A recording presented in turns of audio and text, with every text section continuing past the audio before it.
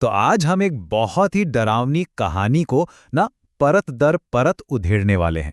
चलिए देखते हैं कि वो क्या चीजें हैं जो किसी भी कहानी को इतना असरदार और इतना खौफनाक बना देती हैं।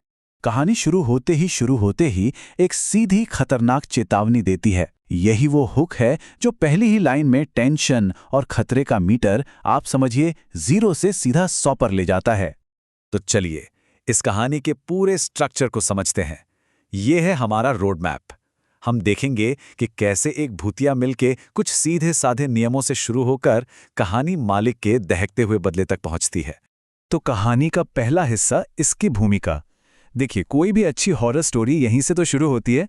ये वो हिस्सा है जहां माहौल तैयार किया जाता है और हमें उस किरदार से मिलवाया जाता है जिसके लिए हम आगे जाकर डरने वाले हैं।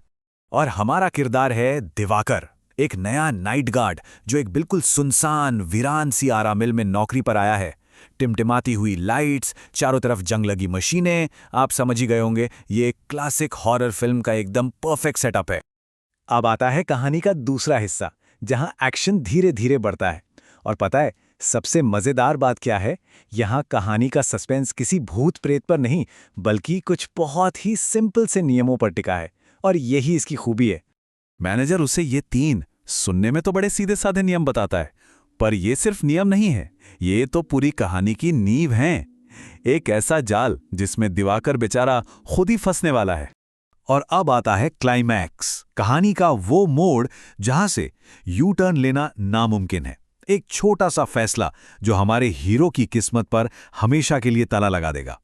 दिवाकर थक चुका है और शायद थोड़ा ज्यादा ही कॉन्फिडेंट है। वो खुद को ही तसल्ली देता है कि यार, सबसे जरूरी नियम तोड़ने से क्या हो जाएगा, किसी को क्या ही पता चलेगा। और बस यही वो पल है जहां एक किरदार की छोटी सी इंसानी गलती कहानी का सबसे बड़ा टर्निंग पॉइंट बन जाती है। और बस तीसरा नियम टूट गया। ये है वो पॉइंट ऑफ नो रिटर्न। अब कहानी पीछे नहीं जा सकती। जो डर धीरे धीरे बनाया गया था, अब उसके नतीजे भुगतने का वक्त आ गया है। तो जैसे ही नियम टूटता है ना, हकीकत भी चटकने लगती है, बिखरने लगती है। अब तक जो कहानी एक शांत, दबे पांव वाले सस्पेंस की तरह चल रही थी, वो अब खुलकर एक भयानक हॉरर शो बन जाती है। और इसके बाद तो बस नतीजों की बाढ़ आ जाती है, एक के बाद एक। हर घटना पिछली से ज्यादा डरावनी, ज्यादा अजीब। और सोचिए, इन सब की वजह क्या थी? बस वो एक छोटी सी गलती, एक पल के लिए आंखें बंद करना। मतलब सीसीटीवी कमरे के बाहर की दुनिया अब वो दुनिया है ही नहीं जो पहले थी। वो एक जीता जागता नर्क बन चुकी है। और ये सब उसके नियम तोड़ने की सीधी सीधी सजा है। और अब कहानी का आखिरी और शायद सबसे खौफनाक हिस्सा, द रिवील, जहां पहेली के सारे टुकड़े एक साथ जुड़कर एक ऐसी तस्वीर बनाते हैं जिसे देखकर रूह कांप जाए।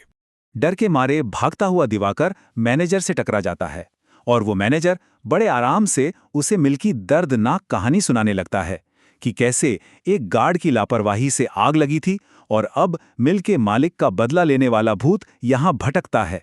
लेकिन जब वो ये कहानी सुना रहा होता है, तभी दिवाकर की टॉर्च की रोशनी जमीन पर पड़ी किसी चीज पर जाती है और जो वो देखता है वो बहुत बहुत भयानक है।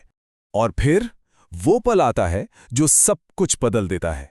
दिवाकर को एहसास होता है कि जमीन पर पड़ी वो आधी जली लाश किसी और की नहीं बल्कि मैनेजर संजय की ही है।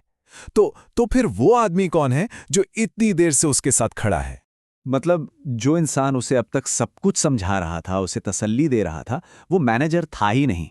और फिर वो परछाई अपनी असली पहचान बताती है, एक लाइन में, जो इस पूरे खेल के पीछे की भयानक सच्चाई को खोल कर रख देती है। अगली सुबह जब दिवाकर मिलता है तो उसका चेहरा डर से एकदम पत्थर हो चुका होता है।